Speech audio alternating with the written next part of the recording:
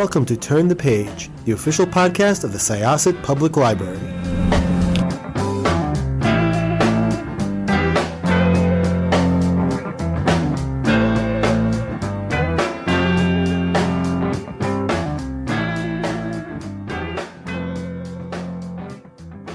Welcome to Syosset Library's Turn the Page podcast. I am your host, Jessica, and I am here with Marcie Rendon, who has written Where They Last Saw Her, which this is a standalone book, right? You've also written a series, and it is a thriller set on a fictitious reservation in northern Minnesota, up by the city of Duluth, which is the closest place people might know.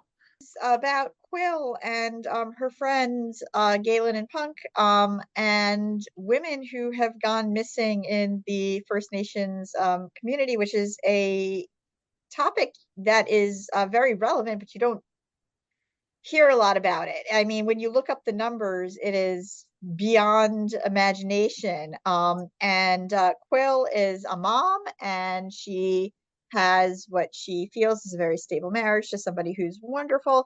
But this situation, it touches very, very close to home, and she kind of decides, she gets wrapped up in it, and she wants to she feels compelled to help, because not only does it touch her community, but it also touches her life. So talk a little bit, if you don't mind, how you went from writing a series to a standalone, and just where Quill and her story, her friends, everything about it came from. So the series, the Cash Blackbear series, are set back in, they're historical novels, I guess, 1970. And this book is contemporary. It's set now. The women have cell phones, they're on social media, there's DNA. And so it's a departure from those series in that this is contemporary. And it is looking at the contemporary issue of missing and murdered Indian women as something that is impacting Indian country, both in Canada and the United States today. It's the issue currently impacting Native women in particular. I was reading more than 2,500 is the number that I was reading now, and it gets like no attention whatsoever. So I really did find this book a very, very compelling read. Quill and just her friends were really relatable. They were really good to read about, and I really felt just sort of the terror when, I don't want to give away exactly who goes missing, but somebody goes missing, and it brings everything home. You did mention that your other books are historical. Was it, when you write something that's contemporary, and you do have social media and you do have technology, did it completely change just sort of the way that you wrote? Did it kind of, were you constantly kind of second guessing how that would work?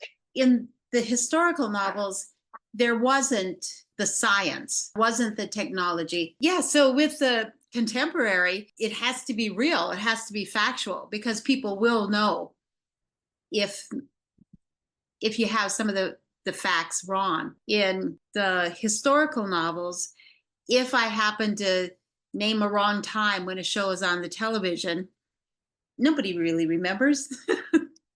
But people will know with this. Just the relationships between everybody in the book. Where did Quill and Punk and Galen come from? Were they, sort of difficult to write? Did their voices kind of speak to you right away? The voices and the characters were just, they were there right away. And I think that what's important is that it's three women, three friendships, three friends on a reservation in northern Minnesota. And what you see is that they actually do things together. They look out for each other, they talk to each other, they're in constant contact with each other. And oftentimes in the world as it is today, we get isolated. especially coming out of this COVID era. Like people just aren't in the same kind of contact that they were before. But that's not true in Native communities. People tend to keep those relationships, hang out together, you know, go exercise together, go to the powwow together. So in that sense, it's a realistic picture of our community. So when the area, is this an area where you live currently? I live in Minneapolis. So I'm like 2 hours south of Duluth, but it's an area that I visit a lot. There's a thriving Native community up in that Duluth area. There's a thriving Native arts community. I know that area. When you were researching this book, how did you go about it? It takes a lot of different twists and turns. One of the things that I really loved about it was just in the relationships, even Quill's marriage to her husband, to Crow. It was all really nuanced, but the story in general and just like the way that it twisted and turned, and the outcome, how much research did you have to dive into? Because the missing and murdered Indian women is a key issue in our communities, it's something that I've been writing about since 2015, 2017, whether that's with poetry or plays or short stories. And so I think a lot of research I'd already done. The newer research that I did was the impact that these man camps and the pipeline has had on non-Native communities, and finding newspaper articles where it talks about some of the things that have happened in non-Native communities, because we as Native people have been so vocal about this issue, but we haven't heard the same voicing of concern from non-Native communities where they're being impacted in the same way. What we hear about is that these small towns across northern United States and northern Canada, is that the small towns near the pipeline get more business. And they do temporarily.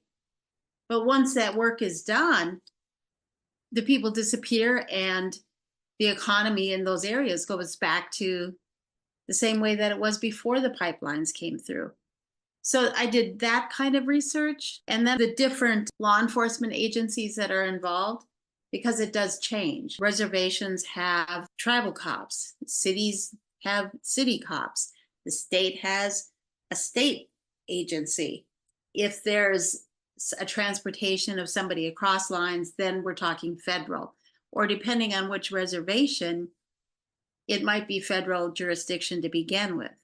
That's not the case in this story. This reservation is its own entity and then impacted by state law. Making sure all those dots are connected.